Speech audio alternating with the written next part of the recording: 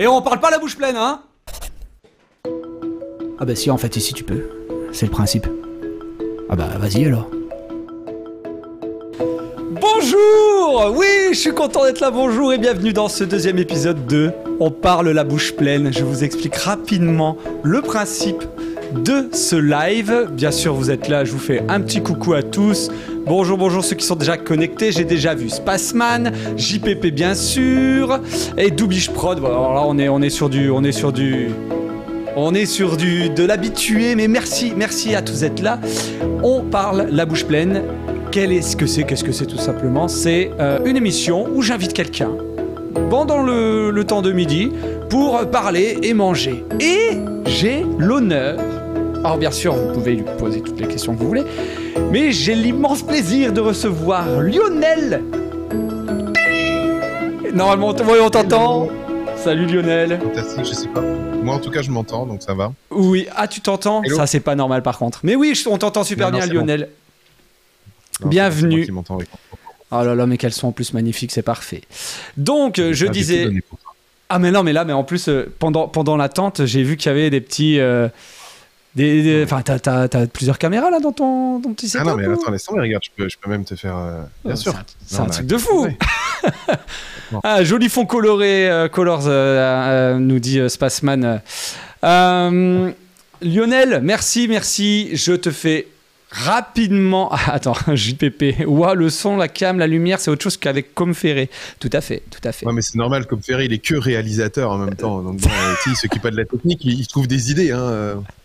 Oui, et encore, quand il y arrive.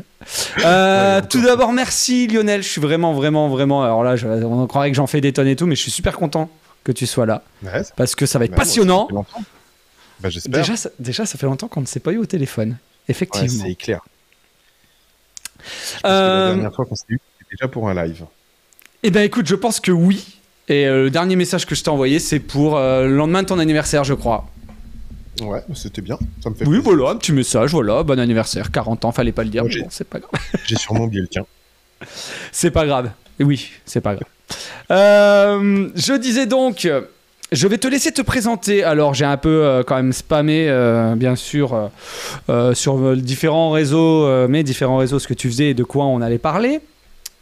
Mais du coup, je te laisse et je commence avec la première question qui fera sûrement, qui rappellera un peu des choses à certaines personnes. Si je te dis ASV, tu comprends ASV? Ouais, je comprends. Ouais. Je fais un bond de 20 ans en arrière de quand j'allais sur les chats sur Voilà ou sur Caramel. Exactement. 40 ans, masculin, Lille. Et Lionel Dame, directeur d'une agence de communication spécialisée en social media. Exactement. Ça, c'était juste pour la petite présentation. On est dans... On parle la bouche pleine. Qu'est-ce que tu manges à midi? Alors, je mange un frichti parce que j'ai pas eu le temps de me faire à manger hier soir. Et je mange des pâtes asperges pancetta. Très bien. Eh bien, écoute, moi, les petites... Alors, je vais commencer par le chaud. Hein. Ce sont des pâtes avec une espèce de carbo curry maison, bien sûr, hein, parce que bon, voilà. Oignons, on est sur de la viande hachée, un peu de champignons, un peu de concombre en entrée que je mangerai après parce que sinon, je vais manger froid mes pâtes. Et puis, le petit yaourt nature confiture, hein, comme d'habitude. Voilà. En attendant que HelloFresh sponsorise cette émission, je me fais à manger. On a l'air d'être sacrément sur des pâtes woke, ouais, un peu des pâtes. Et vous, dans le chat, vous pouvez bien sûr me dire ce que vous mangez. N'hésitez pas à écouter nos bons bruits de bouche, parce qu'on mange et on parle à la bouche pleine. Bon, Lionel, ouais. Tu viens de me dire que tu étais directeur d'agence social media. Ça veut dire quoi? C'est quoi une agence social media? Une agence social media, c'est une agence de communication, sauf qu'au lieu de créer du contenu ou de créer des publicités pour la télé ou la radio, nous, on accompagne des marques que sur leurs problématiques du social media. Le social media, c'est quoi? Alors, pour toi, parce que t'es un vieux, c'est Facebook. Mais en même temps, tu t'es un petit peu modernisé parce que tu fais du Twitch. Mais c'est Instagram, Twitch, Snapchat, Twitter, Facebook.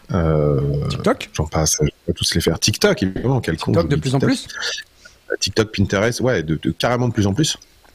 Et donc, le métier d'une agence de social media, c'est de savoir ce que les marques, parce que nous, on accompagne des marques, ce que les marques peuvent raconter sur ces espaces et ce qu'elles peuvent créer comme contenu. Donc nous, on pense des choses, on produit des choses, donc on produit des contenus, on produit des TikTok, des Reels. Là, par exemple, en ce moment, j'ai des équipes qui sont en tournage dans le sud de la France pour un client pendant 4 jours, où ils vont produire du contenu pendant 4 jours, qu'après on va remonter dans des formats sociaux, donc des formats 9/16e, donc vertical, et qu'on diffusera au fur et à mesure sur les espaces de la marque, que ce soit sur Instagram ou sur Facebook, je crois. Et la dernière partie de notre métier, c'est de faire sponsoriser à chaque fois qu'on y est, de recevoir de la pub. C'est un peu de notre faute. Quand elle est bien ciblée, c'est qu'on a bien fait notre travail. Quand elle n'est pas bien ciblée, c'est qu'il y a eu un problème quelque part. Mais en général, on essaie de bien le faire. Et c'est ça une agence social media. Bah, c'était super clair. Tu vois, j'allais te dire, est-ce que tu peux expliquer ça comme tu expliquais ça à ma fille de 5 ans, mais il n'y a pas besoin parce que c'était super clair. J'ai une petite question assez rapide, assez simple. En gros, il y a 20 ans, ça n'existait pas. Non. Et ça à quel âge au P1C? Ça de 2009, donc ça fait 14 ans, je crois. Ok. 13 ans très officiellement. En fait, c'est 13 ans officiellement. Notre date d'anniversaire, c'est le 1er mars 2010, quand on a créé la société. Avant, on avait fait quelques opérations, mais la société n'était pas encore créée en tant que telle. Mais donc voilà, ça a 13 ans, on va dire, c'est plus simple. N'hésitez pas à poser vos questions à Lionel, directeur de l'agence de communication social média OP1C. On dit OP1C ou on prend un café? On dit les deux OP1C? Alors, on dit OP1C. Mais OP1C, c'est le diminutif de on prend un café, donc tu peux faire comme tu veux. Écoute, j'ai arrêté de me battre là-dessus. Donc, moi, je dis OP1C parce que c'est plus rapide. Et puis, les nouveaux, chez nous, les nouveaux clients ou les nouvelles personnes qui nous connaissent disent OP1C. Tous les anciens disent on prend un café. J'avoue que moi, je suis un enfant de on prend un café. Bah ouais, c'est ça. Dans ces eaux-là, voilà quoi. C'est ça. Donc, écoute, pas de souci, tu peux dire comme tu veux. Moi, j'ai pas de préférence entre guillemets. Je m'y suis fait aux deux. Ok, alors, est-ce que tu peux nous raconter tout simplement, on va commencer par le début, ton parcours scolaire qui va assez vite vers du professionnel, si je ne m'abuse, et puis on parlera après du lancement de On prend un café à l'époque, on P1C maintenant. Ouais, alors j'étais en maternelle à Metz. Ensuite, non, je déconne. Moi, j'ai fait. Attends. C'est vrai que t'es de Metz, toi? Mais oui, moi, je suis lorrain, moi. Ah, personne ne le savait dans le chat. Je suis du Grand Est. Non, donc pour faire plus simple, moi j'ai fait des études d'abord de commerce. Donc faut le remettre dans le contexte parce qu'en fait dans l'histoire c'est marrant. On remet dans le contexte 98-99, hein, donc tu te rappelles, c'est l'époque où on n'avait pas d'ADSL et de conneries comme ça, et puis oui. On se connectait avec un modem de merde. Bah moi j'étais un gamer et je jouais beaucoup à Counter-Strike. En 2000, j'ai eu mon bac, je suis allé faire un DUT Tech Deco, donc plutôt un truc commerce, mais j'étais toujours un peu geek. Et du coup, en 2002, je l'ai, puis je fais une licence en marketing digital. Alors ça s'appelait pas comme ça à l'époque. Si tu veux tout savoir, ça s'appelait une licence Matic pour le M et le H, je sais plus ce que ça veut dire. TIC, c'est pour TI. Et en gros, c'était un marketing appliqué au TIC, aux technologies de l'information et de la communication. Tu sais déjà, d'un coup d'un seul, tu te disais ça, c'était l'avenir, mon pote. Là, les voitures volantes, tout ça, c'est sûr, ça y était. On parlait de NTIC, les NTIC. Ok. Donc en fait, j'ai fait une licence là-dedans. C'était intéressant, mais pas très intéressant. Il faut remettre vraiment dans le contexte de 2003. 2003, Google arrivait à peine en France. Hein. Donc, tu vois, il y avait très peu d'AdWords. Il y avait pas plein de choses qu'on connaissait pas. Enfin, le e-commerce n'était pas développé comme on le connaissait aujourd'hui. Évidemment, il y avait pas YouTube, il y avait pas tous ces trucs-là. Mm-hmm. C'était vraiment le début d'Internet, d'Internet qu'on connaît maintenant, quoi. Ah ouais, non, mais les sites, c'était magique. Tu faisais tes sites en HTML toi-même. Enfin, c'était pas pourri, mais c'était un autre web. Et c'était marrant, mais j'avoue que j'ai pas été très assidu dans mes cours parce que je trouvais pas ça très intéressant ce qu'on m'apprenait. Donc je pensais pas avoir mon année. Et je l'ai eu même haut la main. Je comprends pas, je sais pas ce qui m'a passé par la tête. Mais comme je pensais pas avoir mon année, j'ai pas demandé de dossier pour continuer mes études, tu vois. Bien sûr. Et donc je me suis retrouvé comme un con. Puis mes parents ils ont dit par contre il va peut-être falloir faire quelque chose mon garçon parce que. Et donc j'ai travaillé pendant 1 an chez Decathlon. Où j'étais vendeur, c'était très cool, excellente expérience. Ça m'a appris beaucoup de choses dans ma vie et même qui me servent encore aujourd'hui. Alors je ne savais pas. Je ne savais pas, voilà, mais... je te promets, je pensais pas que tu avais travaillé chez Decathlon. Je suis super content d'apprendre encore des trucs. Excuse-moi, je t'ai coupé, vas-y. Et l'anecdote marrante, c'est que logiquement, alors pour ceux qui me connaissent, je suis pas un grand sportif, mais oui, bah ça va, je t'ai vu. Hein. Mais par contre, pour rentrer chez Decathlon, logiquement, on te dit quel sport vous faites. Et moi, j'ai dit, bah je fais du jonglage. Et on m'a dit, mais c'est pas un sport ça. Et je leur ai dit, bah pourquoi vous en vendez alors? Et ça a mis fin à la discussion. Ils ont dit bon d'accord. Donc oui, j'ai dit que je faisais du jonglage. Je savais jongler à 3 balles, tel un bon babos que je devais être à l'époque. Hein. Écoute, j'avais pas encore les bolasses, mais bon. Non voilà. Et donc à la fin de mon année entre guillemets de pseudo césure chez Decathlon, j'ai beaucoup joué toujours. Et c'est une année qui a été assez importante parce que c'est cette année où j'ai bossé chez Decathlon, j'ai arrêté de bosser genre au mois de mars, avril pour me dire je vais quand même prendre des vacances jusqu'à la rentrée. Donc j'avais prévu de reprendre mes études au mois de septembre et pendant franchement 4 mois, 5 mois, j'ai geeké un de ces trucs sur des MMORPG, je sais pas, je devais honnêtement jouer un truc du genre 15 heures, 16 heures par jour quoi. C'est quoi les jeux que tu jouais à l'époque? À l'époque, je jouais à Dark Age of Camelot pour les vieux de la vieille. Ah ouais, laisse tomber. Alors dans le chat, donc, je pense que JPP, il y a pas de problème. Ouais, donc j'étais un très gros gamer. Mes parents avaient peur, ils se sont dit il va jamais reprendre ses études. Et j'ai trouvé un master qui s'appelait un master gestion de projet e-business qui était à Lille. J'y suis allé, j'ai été pris et j'ai fini du coup mon cursus universitaire en 2006 avec ce master que j'ai eu. Et donc c'est ce qui m'a amené du coup après à rentrer dans l'internet. D'accord, donc je résume.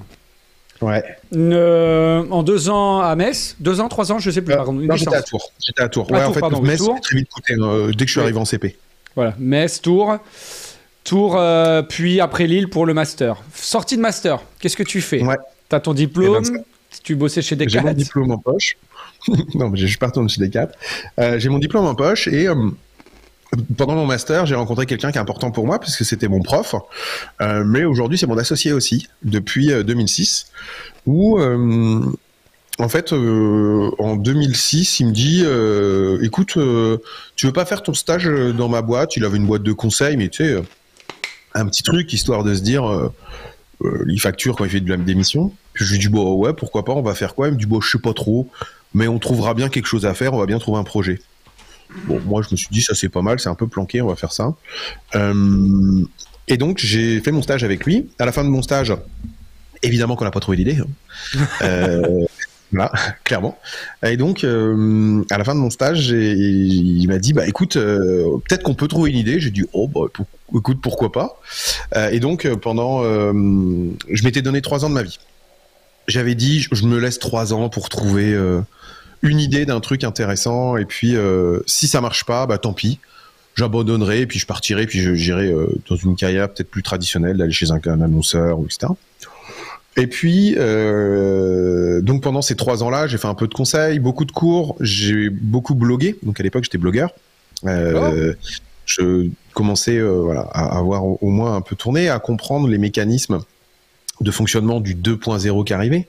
Donc je remets dans le contexte, 2007 arrivée de Twitter un peu sur le marché, 2008 arrivée de Facebook en France, enfin tout commençait à bouger. 2006 c'est l'arrivée de YouTube, la naissance de YouTube si je me trompe pas. Donc 2006, 2007, 2008 c'est un peu la naissance de ce qu'on a appelé le web 2.0, le web conversationnel, le web où fallait pas forcément être un geekos pour pouvoir parler sur internet. C'est l'époque où on commençait à avoir des commentaires, les gens ils pouvaient avoir des sites web assez facilement, donc les fameux blogs, t'allais sur une plateforme, tu voulais créer un blog, ça crée un mini-site, tu pouvais publier, tout le monde avait le pouvoir de parler. Ça te manque pas ça justement, c'est une question de JPP, cette époque un peu blog, si. Tu vois, où on pouvait, c'était un autre internet, ça te manque pas un peu? Ouais, alors oui et non, ça me manque pas dans le sens où moi ça me manque de pas créer, de plus créer parce que j'ai plus le temps et que aujourd'hui écrire ça prend trop de temps par rapport à produire d'autres types de contenus. Mais produire d'autres types de contenus ça te demande un temps de folie par rapport à des gamins qui aujourd'hui te produisent des trucs de dingue et qu'en fait tu le vois bien toi le temps que ça te prend pour pouvoir le faire, pour trouver une audience. Donc à la fois ça me manque parce que c'était très simple de percer à l'époque. Et honnêtement, c'était vraiment d'une simplicité. Aujourd'hui, il y a une concurrence qui est telle, mais en même temps, je la trouve plus intéressante aujourd'hui parce que si tu n'es pas créateur, t'en as plein et en fait, tu peux, en termes de créativité, il y a beaucoup plus de choses qui se font, il y a beaucoup plus de gens qui partagent de choses. Moi, je trouve que c'est vraiment le web décuplé sur de l'info. Alors parfois de l'info de merde, donc faut mieux savoir la trier. Non, mais c'est le problème, c'est que plus t'as de gens qui vont raconter des trucs, plus tu vas avoir des gens qui vont raconter de la merde aussi. Mais en même temps, moi, je trouve il est aussi intéressant et je le regrette pas parce que je me dis que c'était une période de ma vie et aujourd'hui, moi, ça me fait marrer de bosser avec des créateurs de contenu, ça me fait marrer de bosser avec des gens, moi, à l'agence qui crée du contenu pour le compte de nos clients, c'est canon. Donc en fait, je leur laisse plutôt la place. Mais j'aimais bien cette époque où il y avait des petits mondes, tu vois. Moi, je me rappelle de Twitter. C'était vraiment, ça devait être 2007 au tout début quand Twitter a commencé à percer en France. Tout le monde parlait en anglais. Même les Français. Sur Twitter ? Ouais. Tout le monde parlait anglais. Et il y a un moment, en fait, tu te connaissais, tous les blogueurs entre eux se connaissaient, donc on avait tous un compte Twitter, donc on se parlait en anglais. Et il y a un moment, je me demande si c'est pas Éric Dupin de Presse Citron qui dit « Non mais attendez les gars, qu'est-ce qu'on fout là ? Pourquoi on parle en anglais sans déconner ? on est tous français. » Et donc, je me rappelle de ce moment-là où on a switché, on a commencé à parler français, alors qu'avant on parlait en anglais. C'est assez amusant comme moment. Et donc voilà, on était moins nombreux, donc il y avait peut-être un petit côté un peu clan, où tu partageais plus facilement. Aujourd'hui, des clans, il y en a plein, et il y a plein de communautés différentes, mais c'est ce qui fait pour moi toute la force du web actuel, c'est qu'il y a plein de communautés, et qu'à partir du moment où tu as plein de communautés, ça veut dire que tu vas avoir plein de nouveaux contenus, plein de nouvelles informations, tu vas pouvoir découvrir plein de nouvelles choses. C'est ça que je trouve, moi en tout cas, je trouve vraiment passionnant. Et pour revenir sur la fin de l'histoire, si tu veux, si tu as une autre. Et donc, donc, je disais, j'étais blogueur, et en 2009, là, on s'est dit, bon, là, faut quand même qu'on trouve un projet, parce que je rappelle que moi, j'avais dit, j'avais donné 3 ans. Et en mai 2009, on se pose avec mon associé, qui l'est toujours aujourd'hui, et on se dit, il faut qu'on trouve quelque chose. On a monté 3-4 business models.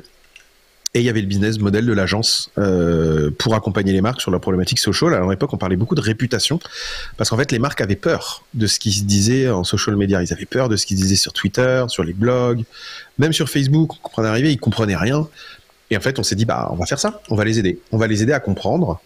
Et on a monté l'agence en, ce que je disais, les premières opérations datent de 2009 et vraiment en 2010, on s'est structuré pour se dire, là, il y a un marché, là, on va aider. Et tout ça, moi, l'expertise que j'ai pu avoir pour pouvoir conseiller, en fait, elle remonte à il y a très longtemps, puisque tout à l'heure, je l'ai dit, j'étais gamer, et qu'en fait, sans m'en rendre compte, les communautés de gamers, c'est des communautés. Et c'est là où j'ai appris à gérer des communautés, à savoir parler sur des chats, à savoir modérer, à savoir gérer des forums, à savoir même l'idée des gens, à organiser des choses. C'était finalement community manager avant l'heure. Hein. Mais moi, j'ai énormément appris avec les jeux vidéo. Et après, en bloguant, parce qu'en comprenant les mécaniques d'influence et donc pas de manipulation, mais finalement, quand tu arrives à bien te placer, tu peux influencer des gens. Et puis les marques, elles se rendent compte que c'est bien quand il y a des gens qui parlent de leurs produits parce que le poids est différent. Et voilà comment j'en suis arrivé à faire la France en 2010, du coup 2009-2010. Donc 2010, on va dire structuration complète de l'agence On Prend un Café. Je fais un coucou à Ginou qui vient d'arriver, JPP qui nous dit qu'à l'époque des blogs, il y avait peut-être un peu plus le temps de développer un propos, d'écrire et de lire. C'était un peu plus cool. Lui a beaucoup été... il est très dans l'ancien. Tu connais non, Stan. Mais c'est vrai. Mais c'est vrai ça. Il y avait moins de concurrence aussi. Donc en fait, tu prenais plus le temps parce que il y avait moins cette course à l'actualité, à la news, à être le premier à faire quelque chose. Donc en fait, tu pouvais prendre plus de temps pour écrire. Aujourd'hui, faut être le premier. Par exemple, TikTok fonctionne comme ça. Faut être le premier à être dans une trend. Si tu arrives 4 jours après une trend, l'algorithme va se dire c'est bon, je l'ai déjà vu, arrête, c'est bon, je vais pas te mettre en avant. Donc, finalement, le temps s'est accéléré. Mais par contre, moi, aujourd'hui, quand tu regardes certains contenus vidéo de youtubeurs ou même d'autres contenus sur d'autres plateformes, en fait, ils vont quand même dans le fond. C'est juste qu'ils ont un autre format, mais ils produisent quand même des trucs un peu de cinglés. Enfin, moi, par exemple, tu vois, je suis un grand fan de Villebrequin, la chaîne du coup YouTube. Ouais, non, mais ils sont dingues. Mais en même temps, oui, ils font des vidéos un peu marrantes, mais quand ils font des vidéos d'histoire sur, tu vois, en ce moment, ils sortent tout un sujet autour de Citroën. Oui. Putain, ils le font pas à la va-vite, tu vois, ils ont travaillé leur sujet, alors peut-être qu'ils le connaissent, mais il y a quand même aussi, je trouve, tout le monde ne fait pas que du facile, snack et pas très intéressant. Il y en a aussi qui font du fond. Et je pense qu'à l'époque, si tu faisais du très rapide et pas très intéressant, tu vivais pas. Et donc, tu étais obligé de faire du fond. Et pour moi, c'est plus qu'aujourd'hui. Parfois, je vais faire 2-3 blagues sur TikTok et puis avoir trouvé le bon petit truc, ça peut marcher un temps, mais faut quand même avoir un peu de fond, je pense, à un moment pour durer. Pour durer dans le temps, ouais. Mais c'est vrai qu'à l'époque de YouTube, parce que là tu cites Villebrequin, effectivement leurs Vultech ils sont passionnants. Moi, j'ai appris plein de trucs sur l'histoire de la Formule 1. Celui sur la Formule 1 est fou. Sur le groupe B de rallye est fou. Allez-y, foncez, allez-y si vous connaissez pas Villebrequin, c'est passionnant. Et là, effectivement Citroën, ils ont essayé un C15, allez-y aussi. Ah, mais c'est drôle. Moi j'ai eu ma première bagnole, c'est une Visa. C'est le début, c'est une C15, c'est le dérivé des Visas. Ça m'a rappelé plein de choses. Gilou, t'inquiète pas, je t'avais reconnu. Drone Vosges, hein, je sais bien maintenant, même si je prononce mal ton. Mais c'est bien que t'aies reformulé en Drone Vosges. D'ailleurs, Drone Vosges, un de ces quatre, tu vas peut-être nous faire une démonstration de drone FPV en direct. On parle la prochaine. Ouais, des Vosges, ouais. Donc. On va essayer de... Tu vois, j'essaye un peu. Attends, oui, je sais où j'en étais. YouTube, c'est vraiment une super plateforme du partage du savoir. J'ai appris la menuiserie et la linographie dessus et plein d'autres trucs, nous dit JPP, c'est vrai. Pour revenir sur ça, sur le contenu, c'est vrai que là, tu cites Villebrequin, ce sont des youtubeurs. Et tu cites le contenu. Il y a effectivement, tu vois, là, je pense à ça. Des chaînes YouTube comme de l'époque, entre guillemets, qui sont peut-être moins mises en avant maintenant, comme Y Penser, comme Dr Nozman, quoique Dr Nozman, il a réussi sa reconversion vers TikTok. Lui, pour la peine, il n'y a aucun problème. Il y avait du fond, il y a encore du fond, effectivement. Je crois que maintenant, enfin moi, c'est ma réflexion, sur YouTube, en fait, est-ce qu'il y en a encore qui percent, tiens? Ouais. Tu vois, après Michou et Inox, tu vois. Alors, en fait, parce que ce que je trouve réducteur, c'est de se dire, est-ce qu'il y en a qui percent sur YouTube? En fait, YouTube, c'est un média. Pour moi, la différence, c'est qu'avant, c'était la plus grosse zone d'audience. Et donc, forcément que les gens, ils allaient dessus et ils perçaient dessus. Aujourd'hui, pour moi, il faut... non, je vais parler métier, mais en fait, il faut arrêter de parler de ces plateformes first. Mm-hmm. Mais en fait, c'est des business, c'est des créateurs de contenu. Oui. Ils doivent penser business first. Et en fait, leur job, c'est de se dire qui me paye et où je peux gagner de l'argent et qu'est-ce que je dois apporter sur les différentes plateformes pour gagner de l'argent. Un mec qui aujourd'hui fait que du YouTube, il peut. En fait, il se dit juste, c'est la plateforme qui paye moins qu'avant. TikTok peut potentiellement payer plus, donc ils se disent, je vais aller sur TikTok. L'erreur, c'est de se dire, à la rigueur, j'arrête de faire du YouTube et je vais faire que du TikTok. Parce qu'en fait, quand tu vas avoir une nouvelle plateforme, il va se passer la même chose. Donc, il faut penser à un écosystème global et tu vas pas proposer la même chose sur TikTok et Instagram sur tes Reels que sur un YouTube. Mais qu'en fait, il faut que ce soit complémentaire. Souvent, il faut utiliser en fait les algorithmes des différentes plateformes au mieux pour toi. TikTok, sa force, c'est le For You page. Donc tu vas regarder, tu t'arrêtes jamais en fait. T'as perdu 12 heures de ta vie par jour à être sur TikTok. Tu peux le perdre aussi sur comment ça s'appelle, sur YouTube, mais c'est différent. Le For You page, il y a vraiment un moment où tu vas regarder c'était JPP qui parlait de la menuiserie. Tu vas regarder des trucs de menuiserie et d'un coup, tu sais pas pourquoi, tu vas avoir une vidéo justement sur les bagnoles. Et en fait, il est suffisamment intelligent pour aller chercher des groupes de personnes où il se dit « Ah, attends, logiquement, ça, il devrait à peu près aimer. » Et de temps en temps, il va t'en mettre des nouvelles. Et dans ces nouvelles, il va très vite voir si tu es réactif ou pas. Et si tu n'es pas réactif, il va t'en redonner d'autres. Et donc, il découvre. Et donc, quand on est créateur de contenu, c'est génial comme algorithme. Parce qu'en fait, tu vas vraiment te faire découvrir auprès de personnes qui potentiellement ne te cherchaient pas. Alors que sur YouTube, c'est différent. Sur YouTube, si tu regardes des vidéos de bagnole, les vidéos qui vont suivre, c'est les vidéos de bagnole. Et tu sais, l'algorithme, il va rester dans ta catégorie. En fait, tu vas moins développer une nouvelle audience. Et donc, l'intérêt d'aller sur des nouvelles plateformes, c'est ça, c'est développer une nouvelle audience. Donc, aujourd'hui, on peut percer sur YouTube. Il faut juste avoir du contenu suffisamment fort et suffisamment important pour pouvoir vivre sur YouTube. Squeezie est toujours sur YouTube, hein. Mm-hmm. Et crée encore des contenus aujourd'hui. Et pour le coup, ça n'empêche pas d'être sur d'autres plateformes également. Donc, il ne faut pas le voir en l'un contre l'autre. Il faut vraiment le voir en se disant, la plateforme, elle doit m'apporter quoi? Et donc, par exemple, TikTok, il va m'apporter potentiellement de la découverte d'une nouvelle audience. Ok, justement, Spaceman demande, est-ce que c'est pas aussi dû au fait que YouTube porte les vidéos de fond et que TikTok récupère un peu la plupart des contenu soft. Je vais répondre le temps que tu finisses ta bouchée. Je crois qu'en fait, TikTok, on a tendance quand même à se dire que TikTok, bah, c'est un peu du facile, du léger, du un peu... du pas recherché, on va dire ça comme ça. Alors qu'il est faux, il y en a qui font quand même pas mal de recherches. Je passe un coucou à Max Q là, qui vient d'arriver aussi. Ah, et qui nous fait coucou. Donc en fait, effectivement, et c'est par rapport à ce que tu viens de dire, tu as un peu répondu à sa question. C'est-à-dire que maintenant, on est plus...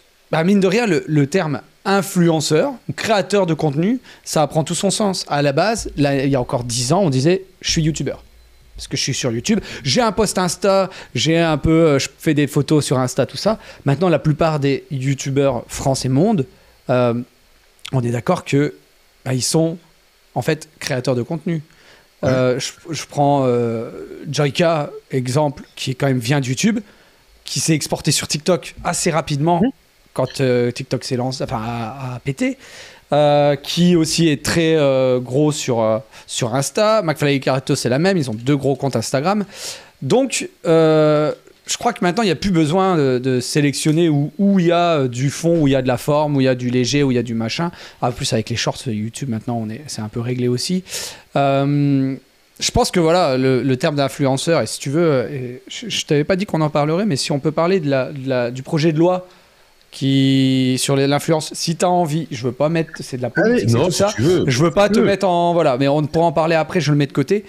Donc voilà, le terme influenceur ou créateur de contenu pour moi maintenant est un peu plus logique et un peu plus à même avec le monde dans lequel on vit nous et on consomme et on produit. Juste avant que tu reprennes, le problème de YouTube pour Drone Vosges et des différentes plateformes, c'est qu'il y a tellement d'offres maintenant qu'il est difficile d'émerger et d'être vu aujourd'hui. T'en penses quoi, ça? Tu penses que c'est difficile d'émerger? Ouais, c'est hyper difficile, et c'est pour ça que c'est pour ça que je parlais de la complémentarité des plateformes. Parce qu'il y a des plateformes sur lesquelles c'est beaucoup plus simple d'émerger. C'est beaucoup plus simple d'émerger sur TikTok, par exemple. Si t'es créatif et que t'apportes un truc, sur TikTok, tu peux émerger. Sur YouTube, tu t'émergeras pas. Parce qu'il y a trop de contenu lourd. C'est fini. Et que l'algorithme même, c'est algorithmique, c'est technique, en fait. Là, c'est même pas une histoire de t'es intelligent, t'es pas intelligent, ce que tu racontes. C'est qu'en fait, l'algorithme n'est pas prévu aujourd'hui pour ça. C'est-à-dire que si tu vas réussir, mais en 3, 4, 5 ans. Alors qu'un TikTok va potentiellement te permettre de monter beaucoup plus vite et potentiellement de régénérer très rapidement du contenu vers ta page YouTube et donc de monter plus vite que si tu n'avais fait que du YouTube. Il faut vraiment le voir comme... on imagine, t'ouvres un magasin dans une ville, c'est ton YouTube. C'est là où tu as le fond, tu as les produits, etc. Et tout le reste, tu peux te dire, tiens, je peux faire un peu d'affichage. Tiens, je peux faire un petit peu de tracté dans les boîtes aux lettres. Tiens, je peux aller mettre un homme sandwich au milieu de la place du marché pour dire, mon magasin est ouvert. Et bien en fait, parfois, il faut voir les autres plateformes comme ça. C'est que c'est une forme de publicité. Tu vas quand même dire ce que tu fais, ce que tu vends sur tes flyers. Donc les gens comprennent. C'est juste qu'ils vont pas avoir toute l'exhaustivité de tout ce que tu peux vendre. Et ben en fait, YouTube, c'est ton magasin. TikTok, ça va être ton tractage. Snapchat, ça peut être ton, je sais pas moi, ton homme sandwich. Instagram peut être autre chose. Et t'en as besoin. Par contre, si tu fais que de la pub sur un, bah en fait, les mecs, ils auront dit « Ah, c'est cool, il y a un mec qui vend des trucs, c'est super sympa. » Mais si tu n'es pas potentiellement capable de l'emmener ailleurs, bah en fait, il va juste se dire « Ah, c'est sympa. » Comme quand tu regardes un TikTok. « Ah, c'est sympa. » Et puis tu passes à un autre TikTok. Et puis 10 TikTok après, tu te rappelles plus du 10e que tu as vu avant. Parce qu'en fait, tu es dans un rythme de consommation. Et c'est normal, mais au fur et à mesure, bah, potentiellement, il y a des gens qui vont plus s'intéresser à toi, qui vont s'abonner à toi potentiellement, mais surtout qui vont aller voir ton contenu plus lourd si tu es intéressant. Donc porte ouverte sur les autres choses, on va dire, par rapport à TikTok, entre guillemets, quoi. Au passage, question intéressante. Est-ce que, avec OP1C, vous communiquez en format 9/16 sur d'autres plateformes et d'autres réseaux que Insta et TikTok et les shorts? Ouais, tout ce qui se regarde en téléphone. Pinterest, tu fais du 9/16. Snap, tu fais du 9/16. Alors Twitter, c'est encore un peu différent parce que parce que déjà Twitter va pas très bien, on va quand même pas se mentir. Pourquoi? Tu peux développer ça? Parce que depuis le rachat par Elon Musk, il y a des changements assez forts sur le fonctionnement de la plateforme, sur le fait de devoir payer pour avoir une information un peu plus authentifiée ou un peu plus certifiée. Là, je crois qu'il y a, c'est ce matin ou hier, le chiffre de, ils sont à moins 28% par rapport à N-1 sur leur CA ou leurs objectifs publicitaires. Enfin, c'est fou ça. donc la plateforme va pas top. Et on le voit, il y a eu énormément de publics plutôt pro qui, je vais pas dire ont déserté Twitter parce qu'elles y sont encore, mais qui sont rabattus sur LinkedIn par exemple. Et LinkedIn se twitterise. C'est-à-dire qu'il y a de plus en plus de petits posts courts sur LinkedIn parce que toute une population qui était beaucoup plus sur Twitter, moi je la trouve, elle migre un peu. Ça veut pas dire que Twitter est mort, mais la plateforme perd de son intérêt aujourd'hui. Sans parler de la haine et des communautés très nocives de Twitter, qui a explosé depuis 15 ans. Moi j'ai l'impression. Oui. J'ai l'impression. Oui, non, mais ça il y en a partout. Ouais, c'est ce que j'allais dire. Il y en a partout. La seule différence, c'est que Twitter, c'est anonyme. Que tu peux dire ce que tu veux. C'est facile en fait. Il y a un côté, si t'envoies un SMS haineux quoi. Mais si tu vas dans les commentaires YouTube, il y a les mêmes. Tu vas dans les commentaires sur Insta, t'as les mêmes. C'est juste, je trouve que je sais pas, Twitter, il y a cette espèce de polémique facile sur Twitter qui est un peu. Moi, j'aime pas. Enfin, pour le coup, j'y passe pas beaucoup de temps, alors que c'était mon réseau préféré il y a très longtemps, mais j'y passe de moins en moins de temps parce que je trouve que l'information est pas toujours hyper intéressante. Tu parlais de LinkedIn, c'est intéressant parce que je voulais aussi qu'on aborde ça. Après, on parlera un peu plus de ton taf et des clients, comment tu les as. Non, mais moi, je pourrais parler de 4 heures là avec toi, je crois. C'est passionnant. Vous dites dans le chat si ça vous plaît déjà, et d'une. Et si vous avez des questions encore, n'hésitez pas. Je vais essayer de redire le maximum de questions à Lionel. LinkedIn, est-ce qu'il y a un marché pour les annonceurs de LinkedIn? Ouais. Il y a énormément de gens qui sont sur LinkedIn. Attends, j'ai coupé mon. Vas-y, je t'en prie. J'ai coupé, je me suis dit que sinon tu vas recevoir plein de notifications au fur et à mesure de tout mon ordinateur, donc j'ai coupé les notifs. Un marché dans quel sens? Est-ce que des annonceurs viennent te voir et te disent voilà, moi je veux cibler, parce qu'en fait LinkedIn au début on va dire allez c'est très professionnel en gros, franchement CV sur internet, réseau social des CV pour trouver du taf, hop, ce sont des relations en plus, on dit pas amis, on dit relations machin et tout, relations professionnelles. Est-ce qu'il y a des marques qui se disent ok, moi je veux cibler telle communauté, et que cette communauté-là, parce que j'imagine, tu me dis si je me trompe, une marque vient et dit, toi t'analyses, votre cœur de cible c'est ça, votre produit vous vendez ça, votre communauté que vous cherchez, elle est là. Parce que vous le savez peut-être pas, mais moi je le sais, c'est mon métier de savoir où sont les commus. Ouais. C'est ça? Je schématise vraiment ton métier. Non, mais là t'as biaisé déjà la réponse. Parce qu'en fait, t'es parti du principe que tu voulais vendre un produit. Bah non. Pourquoi tu veux vendre quelque chose? Sur LinkedIn par exemple, il y a énormément de marques qui vont se placer sur des communautés parce qu'ils ont besoin de recruter. Et qu'en fait, t'as besoin à un moment de te rendre séduisant pour communiquer, enfin pour recruter. Donc tu communiques sur LinkedIn. T'as des marques qui ont besoin parce que une partie de leur cible, c'est les acheteurs de grande distribution, par exemple. J'en sais rien. En fait, les acheteurs de grande distribution, t'as plus de chances de facilement les toucher sur LinkedIn que de les toucher sur Instagram. Parce qu'ils sont un peu, sinon mêlés un peu autour de tout. Donc, tout va dépendre de l'objectif que tu te fixes. LinkedIn, aujourd'hui, permet de faire énormément de choses. La seule chose, c'est qu'en effet, tu feras pas la même chose que sur Instagram ou sur Facebook. Parce que ça va être différent. Parce que la cible va être différente et ton objectif va être différent. Mais aujourd'hui, LinkedIn, il y a...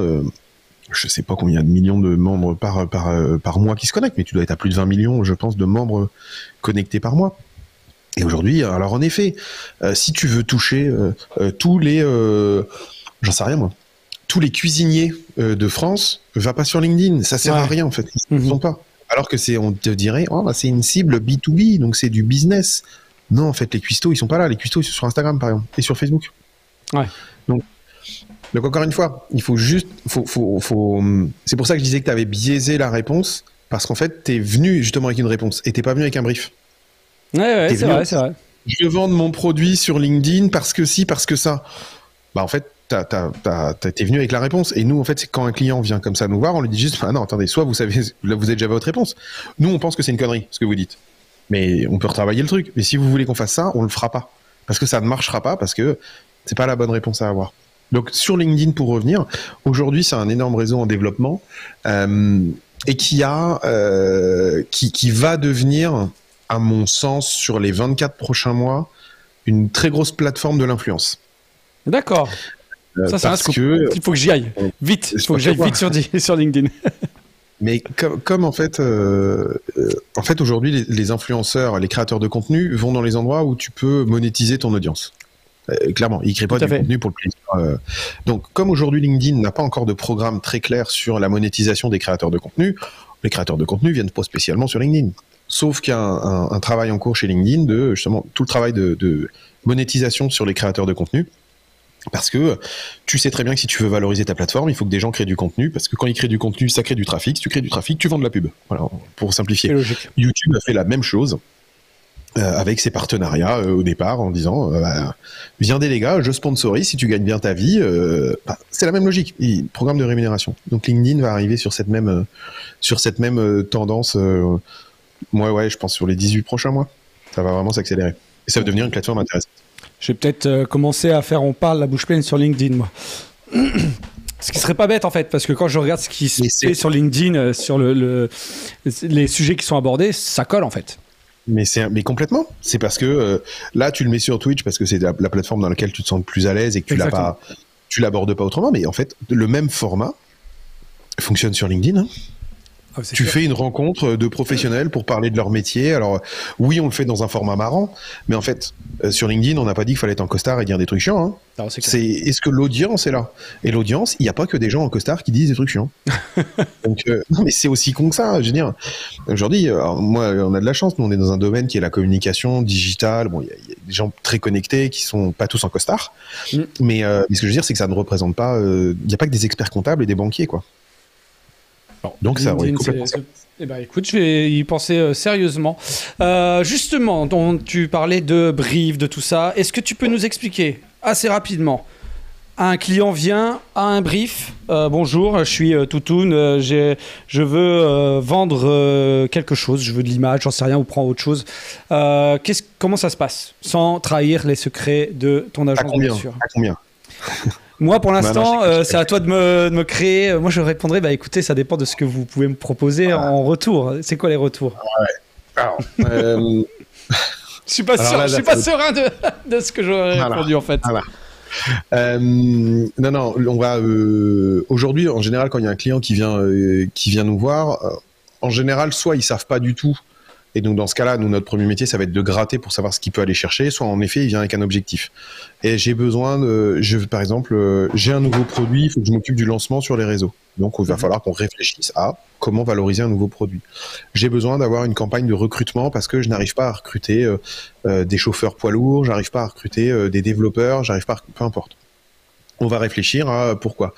J'ai besoin je suis un grand de la distribution, j'ai besoin de valoriser toutes les offres de mon catalogue qui sortent toutes les semaines, comment on peut faire sur les réseaux.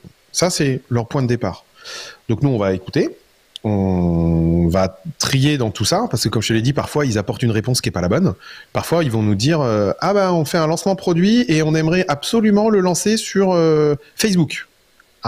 Et c'est quoi ta cible? 16-25 ans? On va pas le lancer sur Facebook parce que ça marchera pas. Donc, tu vois, là, on va commencer un peu à détriturer aussi les idées préconçues et les idées reçues. Donc ça, c'est la première partie. Donc après, nous, on récupère ça, on briefe des gens en interne. Donc on a plein d'équipes. On a des équipes qui sont des gens qui font de la stratégie. On a des équipes qui font de la direction artistique. Donc il y a des équipes qui vont faire du community management, etc. Donc on va prendre un peu toutes nos équipes et on va dire qu'est-ce qu'on peut faire pour ces gens. Donc en général, on va trouver une grande idée. Si vous écoutez l'épisode avec Com en parle à un moment où avant il y a une agence de pub qui pense à un grand concept et puis lui il doit le décliner pour faire un spot publicitaire. Nous entre guillemets, alors comme on fait pas des spots publicitaires, on fait pas des aussi grands concepts, mais l'idée il faut qu'on trouve une grande idée quand même. Donc nous notre job c'est de trouver la même chose, une grande idée, et après on va réfléchir à comment ça peut vivre sur les réseaux. Donc on va se dire pour recruter je sais pas moi des chauffeurs poids lourds, un truc bête, on va s'intéresser à se dire, qu'est-ce qu'ils aiment ces chauffeurs poids lourds? Donc on va nous-mêmes réfléchir, on va se dire, un peu analyser. En général, ils aiment leur passion, ils aiment leur machin, leur truc. On se dit, où est-ce qu'ils sont? Bon, ils sont peut-être pas sur TikTok, et encore quoique, ils sont peut-être pas sur Instagram, et encore quoique, en fait. On essaie de comprendre où ils sont. Et une fois qu'on a tous ces éléments-là, on va se dire, on va faire une recommandation. Donc d'abord, c'est un keynote, hein, c'est un bout de papier qui dit, voilà tout ce qu'on va faire. Donc nous, on vous dit qu'ils sont là, on aimerait créer des campagnes publicitaires comme ça, on aimerait avoir telle thématique ou tel ton pour les toucher, et ça va coûter autant. Là, le client, en général, il dit, mais banco, brillant, c'est génial, j'achète direct. Bon, en général, non, il dit, j'ai pas tout compris, d'accord, mais... C'est trop cher. C'est ça. On a les mêmes clients, je crois. Oui, écoute. Donc on lui dit, on va retirer les trucs, hein, c'est pas grave. Hein. Donc on retire des trucs, et puis là, il dit, banco, on fait. Là arrive la deuxième partie de notre métier, c'est de dire, tout ce qu'on a pensé, faut le produire. Donc, on va parfois produire du contenu. Donc, ce que je disais, par exemple, là, nous, on a des équipes qui... donc là, c'est pour un produit de grande consommation, pour de l'huile. Ils sont partis filmer plein de contenu avec ce produit en question. Donc, pendant 4 jours, ils vont produire du contenu. Ils produisent leur contenu. Ils reviennent. Ils vont monter tout ça pour faire plein d'assets vidéo ou photos. Et ensuite, nous, on a des équipes qui vont le rendre visible sur les espaces sociaux. Donc, ils vont les publier soit en une fois, soit en plein de fois, en fonction de ce qu'on a défini dans la stratégie. Est-ce qu'on voulait que ce soit une opération qui dure une semaine ou une opération qui dure 1 an? On va les publier, on va faire du community management dessus, donc on va parler avec les gens quand ils vont se poser des questions, et on va le médiatiser pour le rendre visible auprès d'un maximum de personnes. Un maximum de personnes, c'est quoi? C'est si toi aujourd'hui tu publies ton contenu sur Instagram comme tu le fais, tu vas toucher X pourcentage de ta communauté. Allez, je vais être sympa, 30% de ta communauté. Ah oui, ça c'est beaucoup. Ouais. Ouais. Nous, en fait, on va dire, pour être sûr que tu aies 80% de ta communauté, plus des gens qui ne te connaissent pas, en fait, il va juste falloir payer. Vont payer les plateformes pour rendre visible. Clairement, c'est de la sponsorisation. Okay. Exactement. Et donc, c'est pas forcément mal de le faire, puisque l'intérêt, c'est pas de toucher toute la France, parce que parfois, ça n'intéresse pas toute la France. Et donc, nous, comme notre job, on l'a dit, c'était de nous dire, on veut toucher nos fameux chauffeurs poids lourds. En fait, dans la publicité qu'on fera, on va pouvoir segmenter, on va pouvoir définir auprès de qui cette publicité elle va arriver. Pourquoi? Parce qu'on aura analysé ce qu'elle aime ou ce qu'elle aime pas, ses tranches d'âge moyennes, où est-ce qu'elle vit en général, son comportement social et son comportement sur les plateformes sociales, pour réussir à faire ce qu'on appelle vraiment des profils. Et qu'en fait, ces profils-là, ces profils type d'utilisateurs, quand on publie du contenu, ça arrive bien chez eux. Je te donne un exemple. Pourquoi j'ai volontairement parlé des chauffeurs poids lourds? Parce que on s'est rendu compte d'une chose, les chauffeurs poids lourds, pour les recruter, ils sont très présents sur YouTube. Parce que les chauffeurs poids lourds regardent énormément de vidéos de poids lourds. En conduisant. Alors non. On les voit sur la route. non. Mais par contre, ils cherchent énormément. Tu vois, nous on cherchait des chauffeurs poids lourds qui étaient grutiers. Ok. C'est spécifique quand même. Ouais. Sauf qu'on se dit qu'est-ce qu'ils aiment? Regarder des vidéos de grues. Pourquoi? Parce qu'on a fait des interviews auprès d'eux. Et en fait, la première chose qu'ils vont demander, ils vont te demander quelque chose quand ils sont recrutés, c'est sur quel camion ils vont rouler et sur quelle grue ils vont avoir. Donc en fait, ils sont très au point. Donc en gros, toi, quand t'es une marque, t'as compris ça. En fait, tu te dis, je vais essayer de montrer, moi, tous mes camions que j'ai, et je vais essayer de, moi, montrer toutes mes grues que j'ai, et je vais essayer de mettre de la publicité auprès de ces gens qui regardent ce type de contenu, pour qu'ils puissent se dire, tiens, telle marque, elle cherche à recruter tel type de profil. Et toi, comme ça t'intéresse, et que l'agence a bien fait son travail, donc c'est une pub qui est bien faite, le mec, en fait, il se dit, mais c'est canon, j'aimerais bien bosser chez eux. Et t'as gagné ta campagne sociale. Et c'est ça, bien faire du social media.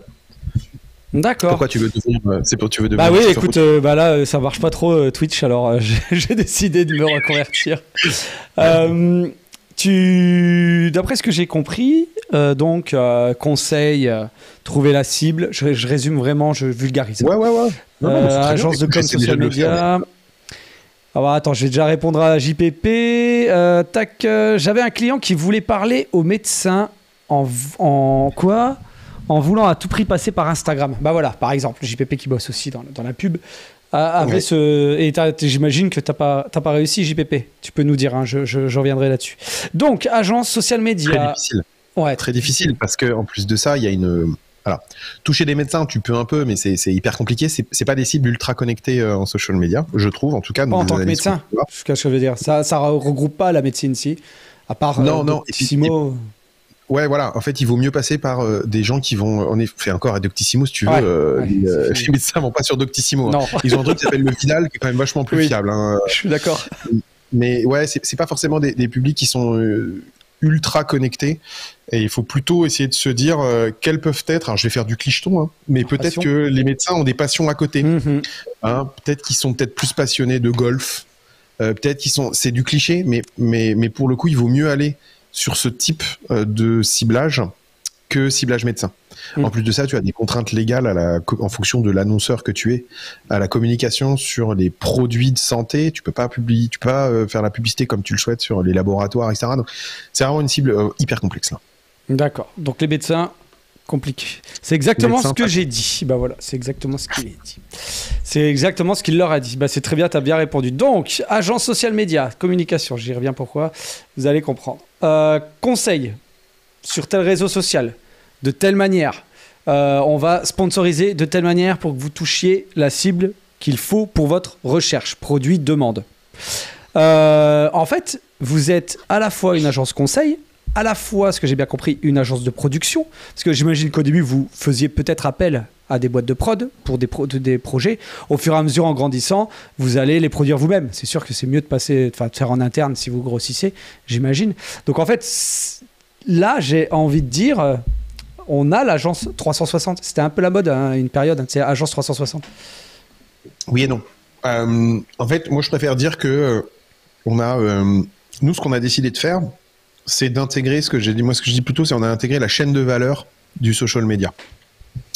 En fait, 360, ça voudrait dire que on est sur tous les leviers, tous les canaux, qu'on fait tout. Donc, on n'est pas vraiment 360, on est 360 dans le social media, mais je préfère dire que nous, on fait de A à Z dans le social. Quand on a commencé, on faisait pas du conseil. On nous achetait pas du conseil, on faisait que de la prod, du community management pur. Et puis, on s'est rendu compte que les gens qui nous demandaient de produire des contenus, ils disaient de la merde. Donc, on disait, on va faire du conseil.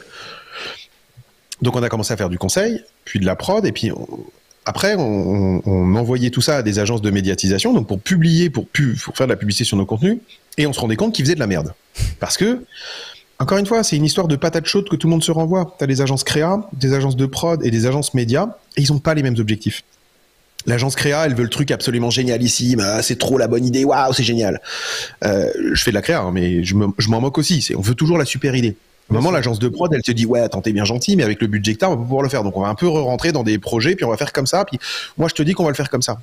Puis, l'agence média, elle dit, ouais, mais en fait, moi, le produit que vous avez mis là, en fait, ma cible, elle va pas réagir sur les plateformes. Et puis, c'est pas dans le bon format. Donc, en fait, l'agence média disait, faut me le retravailler pour qu'il soit dans le bon format, parce que, c'est pas. Et en fait, tout le monde se renvoyait la balle, et à base de, à chaque fois, chacun prend de la gestion de projet, et puis vas-y, et puis machin. Et tu te rends compte qu'un projet, tu te disais, non mais attends, pour sortir une vidéo sur Facebook à l'époque ou sur Instagram, tu disais juste, non mais attendez les gars, ça peut pas coûter 8000 balles en fait, hein, il va falloir redescendre sur terre. Moi, je dois animer toute l'année, hein, donc j'ai pas une vidéo. Et donc nous, ce qu'on a fait, c'est on s'est dit, déjà on va essayer de limiter les intermédiaires, parce que si les personnes qui pensent sont à compter des personnes qui produisent, et que dès le départ on a intégré les personnes qui médiatisent, on a quand même beaucoup de chances pour éviter de se planter. Et donc de gagner du temps sur des allers-retours, sur de la production, sur de retoucher, etc. Donc c'est pour ça qu'on a intégré toute cette chaîne de valeur autour du social media, pour être sûr que ce qu'on pense, il y a un moment, il soit bien produit, et qu'il y a un moment, il soit surtout bien diffusé, et qu'en fait, on n'ait pas de perte, tu vois, qu'il n'y ait pas un moment... les mecs, alors même si chez nous, c'est des équipes différentes, mais ils travaillent ensemble, mais qu'il n'y ait pas un moment quelqu'un aux médias chez nous qui dit « Non mais qu'est-ce que c'est que ce format 16:9 que tu me donnes pour TikTok, en fait ?»